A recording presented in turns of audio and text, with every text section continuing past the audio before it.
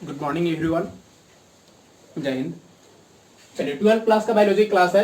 कल अध्याय 15 में हम लोग आधा पढ़े थे, आधा बाकी थी। मैंने बोला था कि अगले पार्ट में पढ़ लेंगे हम लोग। उससे पहले दो क्वेश्चन आप लोगों ने पूछा है मुझसे, 12 लेसन का क्वेश्चन है, तो क्वेश्चन का मैं आंसर आपको बता दूं। बस आप लोगों ने ध्यान से उस वीडियो को देखा नहीं, मैंने दोनों का आंसर उसमें बताया है। देखिए पहला क्वेश्चन आपका 12 लेसन का क्वेश्चन था जो आया था मेरे पास, सर क्वेश्चन बताइएगा। तो क्वेश्चन था कि एक आम के पेड़ पर उगने वाले आर्किड के पौधे का उससे क्या संबंध होता है।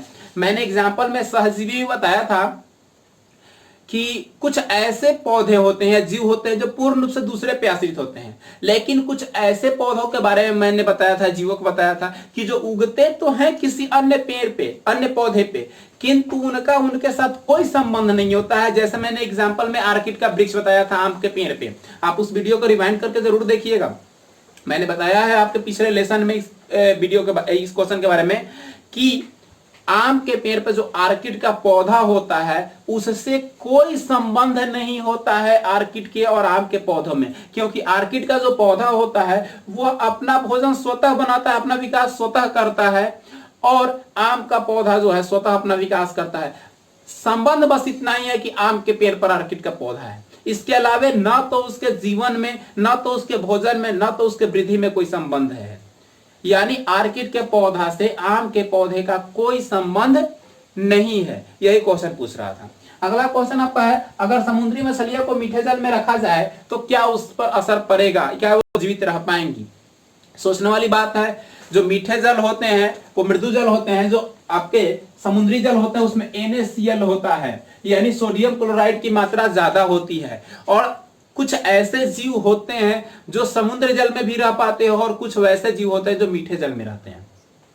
यानी अगर आप समुद्री मछली को लाके मीठे जल में रखते हैं तो संभवतः वह जीवित नहीं रहेंगे, क्योंकि उनके जो शरीर की बनावट है, उनके जो खाने पीने का, जो श्वसन करने का या जल को पीने का जो उनका स्टेमिना है बॉडी का, वो अम्लीय है। और अगर आप उनको मृदु जल में लाके रखते हैं तो उसके अकॉर्डिंग कंफर्टेबल नहीं हो पाएंगे। जैसे मैंने एग्जांपल में बताया था कि कुछ ऐसे जीव हैं जो गर्म प्रदेश में पाए जाते हैं और कुछ ऐसे ठंडे प्रदेश में। अगर सपोज दैट हम लोग बिहार से रहने वाले हैं, अगर आप जम्मू कश्मीर में चले जाते हैं, आप लेह में चले जाते हैं तो आप उसके अनुकूल नहीं ढल पाते हैं, या आप चले जाते हैं जैसलमेर में, राजस्थान में, तो आप उसके अनुकूल नहीं ढल पाते हैं, कुछ समय आपको लग जाता है उसके अनुकूल ढलने में, या फिर हो सकता है कि आपकी तबीयत खराब हो या आपकी मृत्यु भी हो जाए। तो जस्ट लाइक वैसे ही समुद्री जल का जो जीव होता है वो मीठे जल में नहीं रह पाएगा, उसकी मृत्यु हो जाएगी। क्यों? क्योंकि दोनों का अनुकूल जो शरीर के वातावरण है या उसकी बनावट है, उसकी जो श्वसन और भोजन की क्रिया है वो उसके प्रतिकूल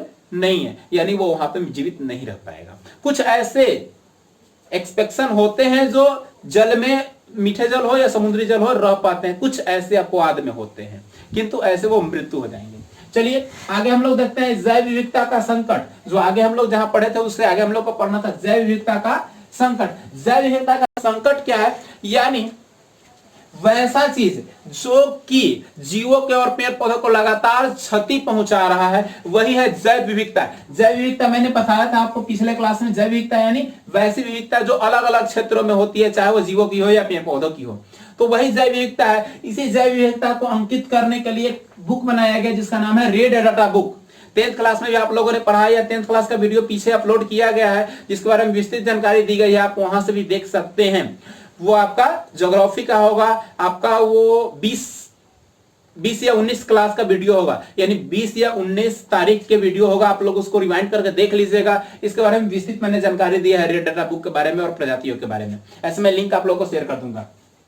तो रेड डाटा बुक में वैसे प्राणियों को रखा जाता है जो कि इस पृथ्वी से विलुप्त हो गए हैं, यानी वैसे प्राणी जो पेड़ पौधे हो या जीव जंतु हो जो कि इस पृथ्वी से विलुप्त हो गए हैं या विलुप्त होने के कगार पे हैं, या एक निश्चित क्षेत्र में उनकी बहुत कम संख्या पाई जाती है, वैसे जीव और वनस्पतियों को रेड डाटा बुक में इंकित किया जाता है। और इसको इंकित करने का काम कौन करती है? तो इसके लिए एक संस्था है IUCN, जिसका नाम बदल करके अब कर दिया गया WCU, यानी विश्व संरक्षण संघ। यानी विश्व के प्राणियों और जीवों को संरक्षण करने के लिए एक संघ बनाया गया। उसने इसी का नाम है, इसी को नाम बदल कर दिया गया है। तो रेड डाटा बुक में अंकित करती है वैसे प्राणियों को जिसकी संख्या बहुत कम है या समाप्त हो गई है, समाप्त होने के कगार पे है।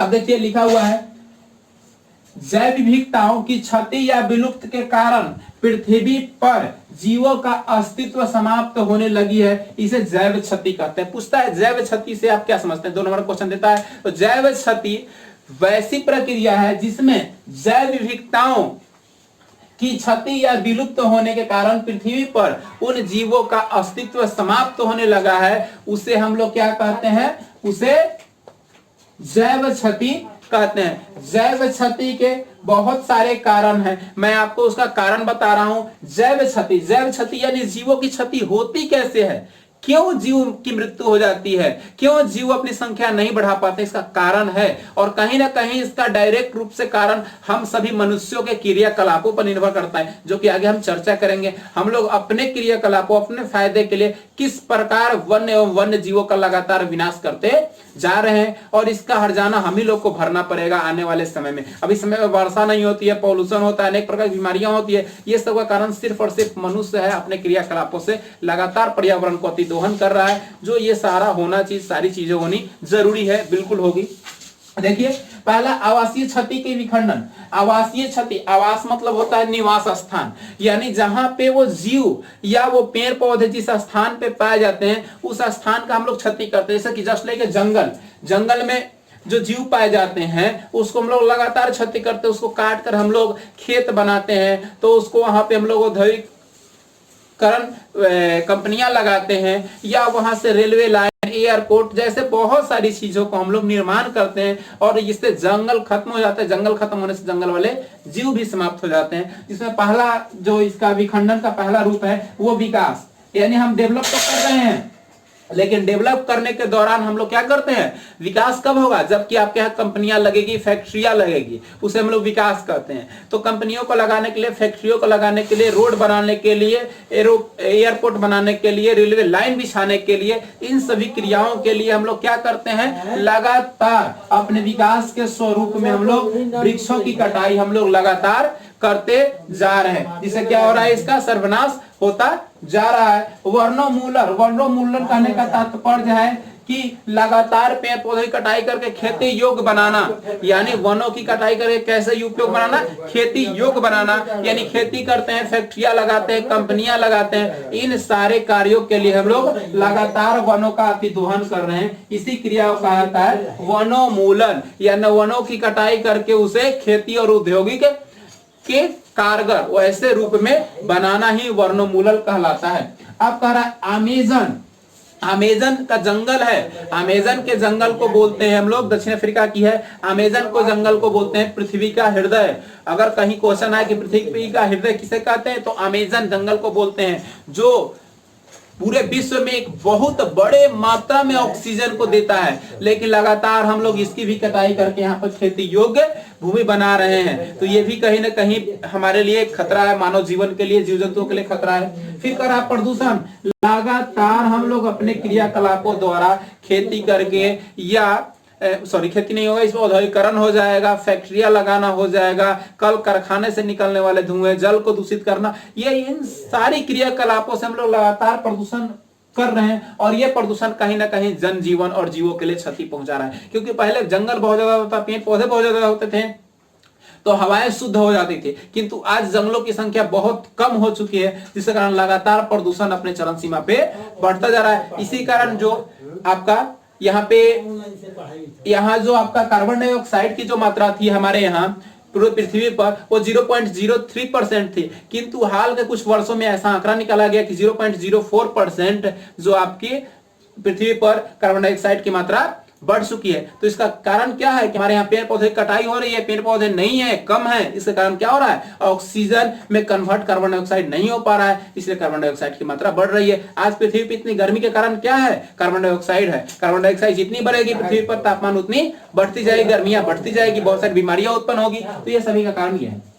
अब अगला टॉपिक है स्वच्छता, यानी किस प्रकार जीवों को स्वच्छता से नुकसान है। हम लोग तो पढ़ते हैं अक्सर स्वच्छ रहना जरूरी है, स्वच्छ रहेंगे तो सही रहेंगे, लेकिन स्वच्छता कहीं ना कहीं कुछ जीवों के मौत का कारण बन जाती है। जैसे चील, गीध, कौवा, ये सभी जो जीव हैं, जो मांसाहारी जीव हैं, पक्षियां हैं, वो क्या करते हैं, गंदगी में से, कचरे में से कुछ वस्तुओं को निकालकर खाते हैं, अपना जीवन व्यतीत करते हैं, मरे हुए मवेशियों को खाते हैं। लेकिन आज के रीजन में क्या होता है, कोई भी मवेशी बाहर नहीं मरा हुआ रहता, उसको जमीन के अंदर हम लोग ढक देते हैं, कूड़े करकट रखते हैं, उसको जलाते हैं, नष्ट कर देते हैं। इसके कारण क्या होता है, वैसे जीव जो कूड़े करकट को, मवेशियों को खाकर जीवित रहते हैं, उनको भोजन नहीं मिल रहा, भोजन न मिलने के कारण उनकी क्या हो रही है, उनकी लगातार अतिदोहन हो रही है, उनकी क्षति हो रही है, और वो उनका इस पृथ्वी से वजूद समाप्त होता जा रहा है।